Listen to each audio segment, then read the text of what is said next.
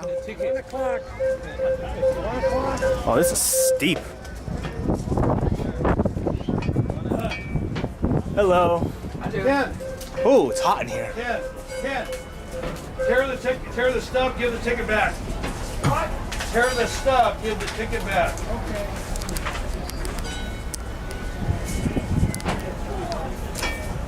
There's no noise, just quiet. Oh, she's scared to whistle. Good afternoon. Good afternoon. Welcome to the cab of the Santa Fe 3751 Steam Locomotive. You guys having a good time at Fullerton Railroad Days? Oh, yeah. Pretty cool time? Awesome. Do you see Ken's ears? Hey, Warren. Do you see Ken's ears? There's 2 tickets if they made first time over. Come on up. Yes, sir. It's everything else is original, but except for this part here. Well, it's original to us. The frame on it and this part coming down, that's all original. Okay. It's the guts that have been changed. The inside.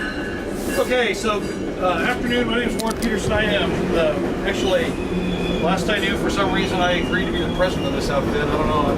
I'm still in therapy, but we'll see if I can get over that. But Sam's another one of our long-time volunteers. I have to be kind of careful because I've been with the group for 27 years. Sam's got me years-wise, but not with the group. Now it's been 2012. So 2002, sorry. But you know, I was with the locomotive when it was put up in parts all over the steel mill in Fontana. So if there's nothing, as we go through this, if you have questions, feel free to ask. If I don't know the answer, I'll lie to you. You'll probably never know the difference, as long as Sam doesn't give me away. We'll see about that. I know nothing. So, okay, so basically the cab of the steam engine is split in half. Okay, it takes 2 people to operate it. Unlike a modern locomotive, it can be run by 1 person. We have a fireman over there, and then the engineer would be on this side. The fireman, in some ways, if you compare it to a car, he's like a glorified carburetor because he's regulating the fuel, air, that go into the combustion of the firebox. His job is to make sure that we have a big fire in here when we need it to generate the maximum amount of horsepower to go down the track. So that when the engineer pulls the throttle, he's got plenty of steam to work with. So he does that a couple ways. First off, he has to regulate how much fuel goes into it, so he does that using the firing gun. Okay? As he puts more oil in, we spray the oil out into the firebox with steam, so we do that using an atomizer or a steam valve. Atomizer. Using the atomizer. Okay? When we're sitting still like this, because we're burning, we need to have draft, we need to have air that goes through there. We have basically a blower valve, so that shoots a steam jet up through the smokestack. When it's going down the tracks, the chugging sound you hear a steam engine, that's the exhaust from the cylinders going up the smokestack to create that draft. That's why we can fill this firebox up with fire, because we create so much draft with the exhaust steam. So the chugging is that blast nozzle in the firebox. Okay? So we burn fuel oil. Now actually we're burning waste oil. Originally she was built to burn coal. So it was built in 1927 as a coal-fired locomotive. Had a completely different tender on the back of it. So it's been retrofitted a couple times. So we have the bigger tender now, and we carry 7,000 gallons of fuel oil. When it was coal-fired, it had a screw that came under the deck, came up here, split into 2 pieces, and you had 2 different augers that came up and fed coal into the firebox on either side. They use steam jets, kind of through on any of the modern steam engines, modern being built after the 20s. The firebox was too big to be hand-fired, so they would use the stoker system, and they would spray the coal out into the firebox with jets of steam. So the fireman would have a series of valves where he would tweak the nozzles to keep as even a coal bed as possible. And then you still have to throw a few shovels here and there to dial it in. Not so with oil. 1930s in California, oil was plentiful and cheap. Okay?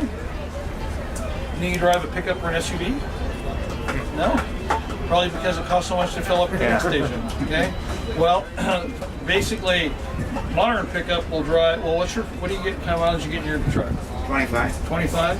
But I got a diesel. There you go. So back in the day, you felt lucky if you're getting 12. Well, we get 12. Only instead of 12 miles per gallon, we use 12 gallons per mile. So it's a little different. So we burn 12 gallons of oil per mile when we go down the track. That's why we have the 7,000 gallons. That boils off about 125 gallons of water per mile. So we carry the 7,000 gallons of fuel oil, 23,000 gallons of water behind you. Enough to fill the average home swimming pool we carry with us. Okay? So, talked a little bit about Sam and what he does building the fire. His job is also to regulate the water level in the boiler. So he monitors the water level through the sight glasses, one on each side. So one for him, one for the engineer. It's really important that we maintain the water level in the boiler because right about here in the boiler is this crown sheet, okay? So if you go below that crown sheet, that's basically a steel roof to the firebox. So if the water level gets too low and I have 2,000 degrees of fire in there, what's going to happen to the steel? It's going to expand. It's going to get weak, deflect, and tear, and then you have what's called a boiler explosion. So the boiler rips off the frame of the locomotive and cartwheels down the track, and it's really hard on the volunteers in the cab too when that happens. So chances of survivability are pretty slim. Stream track. So how long would it take to refuel all the fuel and the water? For us, Yes. the fuel we do in the yard will last us about 450 miles. So water we do on the road, and that depends on how well we can pre-plan the water stop. So we usually use the fire department, and we have done it in as few as, fill a water tank in as few as 10 minutes. Okay, it's taken much longer on a couple of occasions because of some last minute changes, things like that. All right, so questions. This is an engineer's seat. If you're ready to leave town, independent brake, so this would not normally be used. So when you're ready to leave town, you would put the Johnson bar forward, reverse, and forward. Release the train brakes. Give 2 toots on the throttle, and come out on 2 toots on the whistle. Throttle. Yeah. 2 toots on the whistle, and then come out on the throttle. sorry. Okay. And as he's coming out on the throttle, if I was the engineer, basically, if I'm coming out on this, he'd be opening up on the firing valve. As you start going down the track, it gets very noisy in here. So it was really a joy to watch the old head engineers when we first got it running, because they would not talk, because they'd be yelling the whole time. So basically, when he's first starting out, you could talk in here, and what they'd say is, I'm coming out. I'm coming out. He's pulling out on the throttle.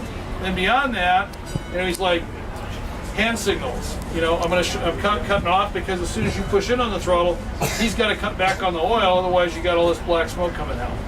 Railroads really frowned on that. And then, at the same time, they're looking for signals. So, again, it's hand signals. Basically, they're looking for a high green. A green signal this would be how they would say high green. So, yep. Any questions? So if it gets loud in here when you're going fast, how loud does it get when you start slipping? When you're slipping? Yeah. If it's slipping, we're going to start smacking people. No, basically, it's not any really louder, and what they'll do is they'll stop that in a few seconds. So. But how would you stop it though? Like you just come in on the throttle. So this is the actual back end of the boiler. It's sitting at 124, 125 degrees right now. So one of the few places that the steel is exposed, keeps our oil warm. And we've got this, basically you'll see these plugs different places around. These are washout plugs you can pull out to clean the inside of the boiler. So you see them down around the corners as well, the muttering. What do you use that oil for? We send Sam down to the front of the locomotive so he looks important and everybody can take pictures Brakes, of it. springs, anything that moves. Yeah. Okay. And the reason it's up there is because 90 weight motor oil or 90 weight gear oil, if you've ever worked on a car, it's kind of heavy. When it sits there and gets warmed up, it brings it down to about 10 weight, so it makes it a lot faster. That way you stand there with cold 90 weight oil, you're going, So you can jump up here and sometimes the it's wet middle Ooh, it's she could be here. the engineer now. Just don't pull on any of those levers. Thank you, sir. If you saw the movie Polar Express, this is the cab that they used in the Polar Express. Oh, really? They came and took a bunch of pictures of us to model the cab of the engine. Right down to the cotter pin that the guy had on his head. So the engineer's work is to conduct the train. Is that a fair statement? Then the engineer's job was to make the engine go forwards and backwards and stop and start. my job is to give him steam so he can do that. The conductor's job, he's the boss.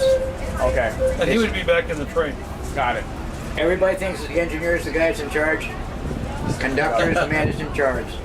All he does is, the engineer does whatever the conductor says. He says, if we gotta stop at milepost or station or whatever, you bring it up to that spot, you better be putting the brakes because that'll be your last job that you don't do that. Is there a reason why the technology or people with technology are not trying to have this done by one person as opposed to two? Well, this technology would not work with two people. It's like, and the other part of this is the reason that steam went away is because there is so much maintenance involved in the steam locomotive as opposed to a diesel electric. So, the modern diesels are actually much more fuel efficient as well. Mm-hmm. Back when they got rid of steam engines, that wasn't a concern. Right. It was the labor force it took to maintain the steam locomotives. They would say, kind of the old rule was, for every hour it runs, there's 2 hours of work on it. So they were extremely labor intensive. They figure it's about 150 personnel to take care of a steam engine. It takes 5 to take care of a diesel. Wow. Because you figure all the different crafts. You've got carpenters, you've got boiler makers, you've got pipe fitters, you've got electricians, you've got glass people. The list goes on and on.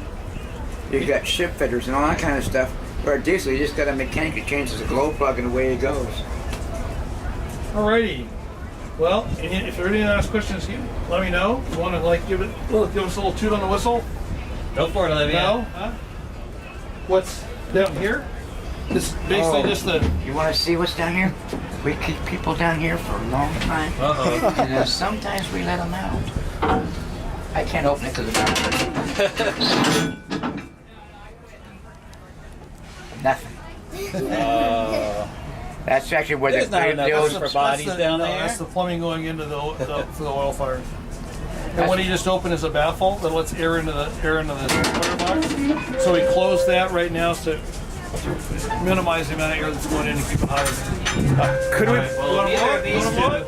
Come on, Daniel, do it. Do it. Give it a pull. There you go. All right, I want to do it. Could we see inside the firebox? Sure.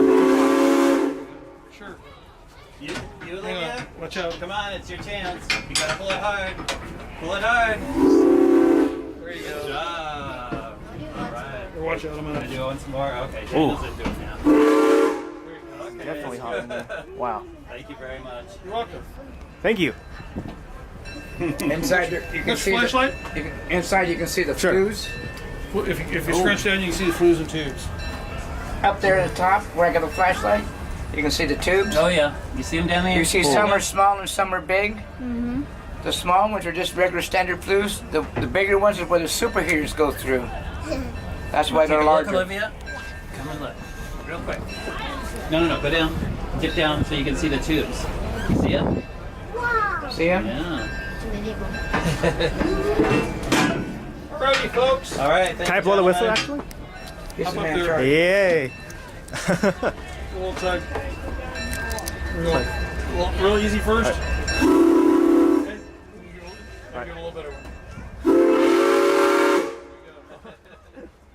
Thanks a lot, guys. All right. Thank you. Thank you. After you. Oh, thank you. Thank you. You guys have a great day. You too. Thank you. Hey, Warren. Rodrigo. Warren.